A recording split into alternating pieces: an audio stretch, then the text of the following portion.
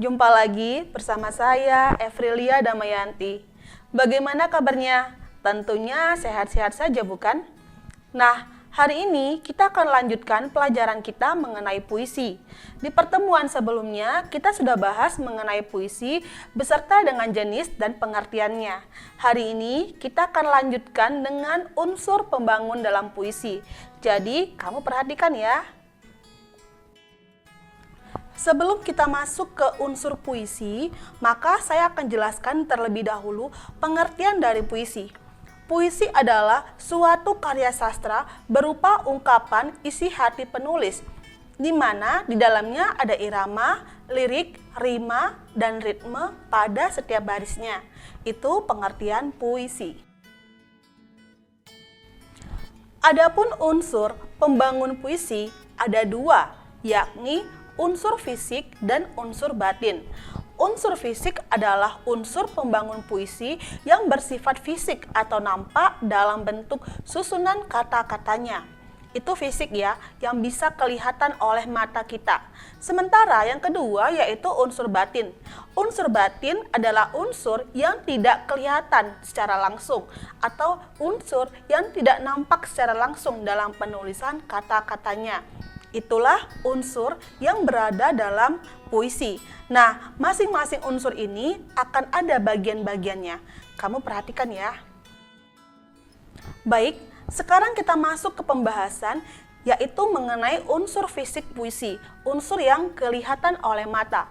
Ada 6 bagian yang termasuk dalam unsur fisik puisi. Apa saja? Nah, perhatikan ya. Unsur yang pertama yaitu diksi. Diksi adalah pemilihan kata oleh penyair untuk mendapatkan efek yang sesuai dengan keinginannya. Nah, diksi ini adalah pemilihan kata. Penyair yang sudah mahir biasanya menggunakan atau menyelipkan diksi dalam puisinya. Seperti kata melihat, kamu bisa menggunakan kata diksi yang tepat sesuai dengan konteks kalimat yang kamu ambil dalam puisi. Seperti kata melihat, kata lain dari melihat yaitu memantau, melirik, ataupun memandang. Nah, kamu bisa menggunakan kata-kata tersebut untuk mempercantik puisi kamu. Supaya apa? Supaya puisi kamu lebih indah dan kelihatan hidup. Yang kedua yaitu majas. Majas adalah gaya bahasa yang digunakan dalam suatu kalimat atau disebut juga dengan kata kiasan. Di video sebelumnya, saya sudah membahas dan menerangkan tentang majas. Ada 4 kelompok besar dalam majas. Kamu perhatikan ya, saya akan cantumkan linknya di deskripsi. Yang ketiga yaitu tipografi. Tipografi adalah bentuk format suatu puisi seperti pengaturan baris, batas tepi kanan, tepi kiri, batas atas, batas bawah, bahkan jenis huruf yang digunakan. Nah, di pertemuan sebelumnya saya sudah menjelaskan tentang tipografi, di mana tipografi dalam puisi adalah perwajahan puisi.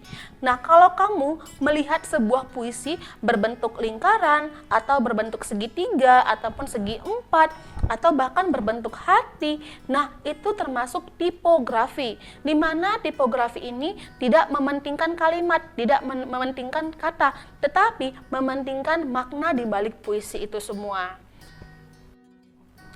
Unsur yang keempat yaitu kata konkret. Kata konkret adalah kata yang memungkinkan terjadinya imaji. Perlu kamu ketahui bahwa kata konkret adalah kata yang benar-benar ada, yang nyata, yang bisa dilihat ataupun diraba, seperti kata kursi, meja, laptop, buku, dan lain-lain sebagainya. Tetapi kamu harus ingat, harus sesuaikan dengan puisi yang kamu angkat, jangan asal tulis ya. Yang kelima yaitu imaji atau citraan. Imaji atau citraan adalah gambaran kepada para pendengar atau pembaca agar seolah-olah dapat melihat, mendengar, merasakan, atau mengalami hal-hal yang terkandung dalam puisi. Ada 6 loh citraan dalam puisi. Apa saja? Citraan tersebut adalah citraan penglihatan, pengecapan, pendengaran, penciuman, perasaan, dan pergerakan. Contoh kalimatnya seperti ini. Kicauan burung membangunkan tidurku. Nah, di sana ada kata kicauan. Kicauan burung itu merujuk kepada pendengaran. Seperti contoh lainnya. Aroma tubuhnya sangat menyengat. Nah, di sana ada kata aroma, berarti kita menggunakan hidung, yaitu penciuman. Selanjutnya, unsur yang keenam yaitu rima atau irama. Rima atau irama adalah persamaan bunyi dalam menyampaikan puisi dari awal hingga akhir. Nah, di sini yang dikatakan adalah bunyi. Bunyi yang sama. Ada bunyi au-au, atau bunyi ai-ai, ataupun bunyi an sama un. Nah, seperti itu. Kamu bisa perhatikan bunyi di akhir kalimat seperti di puisi kamu ya. Baik. Pertemuan kita mengenai unsur puisi sudah selesai, sudah berakhir ya. Jadi kamu bisa mengerjakan tugas-tugas yang telah diberikan oleh guru kamu. Dan kamu bisa mengulang-ulang pelajaran yang telah diberikan selama di semester 1. Karena ini adalah materi atau bab terakhir dalam buku pelajaran kita. Jadi kamu tinggal perhatikan dan persiapkan diri kamu dalam menghadapi UAS. Jadi udah paham ya, inilah unsur yang berada dalam puisi. Sekian pertemuan kita hari ini mengenai puisi. Jadi kalau kamu ada pertanyaan ataupun ada yang ingin dinyatakan, silakan kamu ajukan di kolom komentar. Tetapi pastikan kamu menggunakan kalimat yang positif. Terima kasih, sampai jumpa.